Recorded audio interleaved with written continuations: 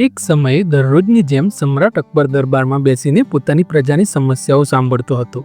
દરેક વ્યક્તિ પોતાની સમસ્યાઓ લઈને રાજા સમક્ષ હાજર થઈ રહ્યો હતો. અને પછી રાઘવ અને કેશવ નામના બે પાડોશીઓ પોતાની સમસ્યાઓ લઈને દરબારમાં આવ્યા. તેમની સમસ્યાનું મૂળ તેમના ઘરની વચ્ચે ફળોથી ભરેલું કેરીનું ઝાડ હતું. મામલો આંબાના ઝાડના માલિકનો હકનો હતો. રાઘવ કહેતો હતો કે ઝાડ તેનું છે અને કેશવ ખોટું બોલે છે. તેમજ કેશવે કહ્યું કે તે ઝાડનો અસલી માલિક છે અને રાઘવ જૂઠો છે. વૃક્ષ એક અને માલિક બે વચ્ચેનો મામલો ખૂબ જટિલ હતો. બંનેમાંથી કોઈ હાર સ્વીકારવા તૈયાર ન હતું.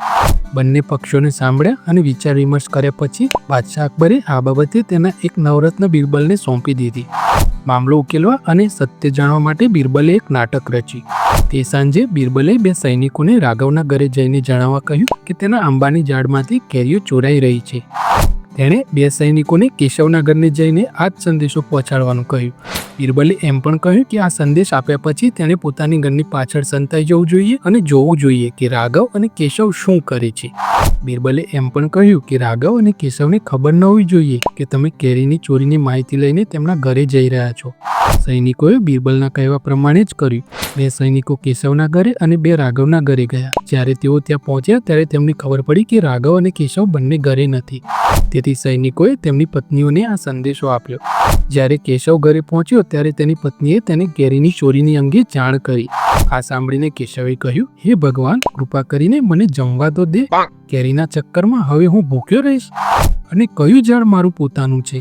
ચોરી થતી હોય તો થવા દે, સવારે જોઈ લઈશું. આટલું કહી તે આરામથી બેસી ગયો અને જમવા લાગ્યો. તેમજ જ્યારે રાઘવ ઘરે આવ્યો ત્યારે તેની પત્નીએ તેને આ વાત કહી તો તે ઝાડની તરફ દોડી ગયો. તેની પત્નીએ પાછળથી બોલાવ્યો, અરે ખાવાનું તો ખાઈ લો. જેના પર રાઘવે કહ્યું, હું સવારે પણ ખાવાનું ખાઈ શકું છું, પણ જો આજે કેરીઓ ચોરાઈ જશે તો મારી આખા વર્ષની મહેનત વ્યર્થ જશે. સૈનિકોએ આ આખું દ્રશ્ય જોયું. બીજા દિવસે બંને ફરી કોર્ટમાં હાજર થયા. બંનેની સામે બિરબલે બાદશાહ અકબરને કહ્યું, જહાંપનાહ, એ વૃક્ષ આખી સમસ્યાનું મૂળ છે. આપણે તે ઝાડ કેમ કાપતા નથી? ન રહેશે બાંસ, ન વાગશે બાંસળી. અકબરે રાઘવ અને કેશવને આ વિશે પૂછ્યું, તમે બંને આ વિશે શું વિચારો છો? આના પર કેશવે કહ્યું, સાહેબ, તમારું રાજ્ય છે, તમે જે કહો તે હું ચૂપચાપ સ્વીકારીશ. રાઘવે કહ્યું, સાહેબ, મેં એ ઝાડને 7 વર્ષથી પાણી પીવડાવ્યું છે. જો તમે ઈચ્છો તો કેશવને આપો, પણ મહેરબાની કરીને તેને કાપશો નહીં. હું તમારી આગળ વિનંતી કરું છું. બંનેની વાત સાંભળીને અકબર રાજાએ બિરબલ તરફ જોયું અને કહ્યું, બિરબલ, હવે તારે શું કહ્યું છે?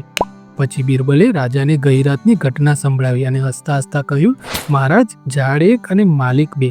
આ કેવી રીતે થઈ શકે? ગઈકાલે રાત્રે બનેલી અને આજે જે ઘટના બની તે પછી સાબિત થઈ ગયું છે કે રાઘવ જ ઝાડનો અસલી માલિક છે અને કેશવ ખોટું બોલી રહ્યો છે. આ સાંભળીને રાજાએ બિરબલના વખાણ કર્યા.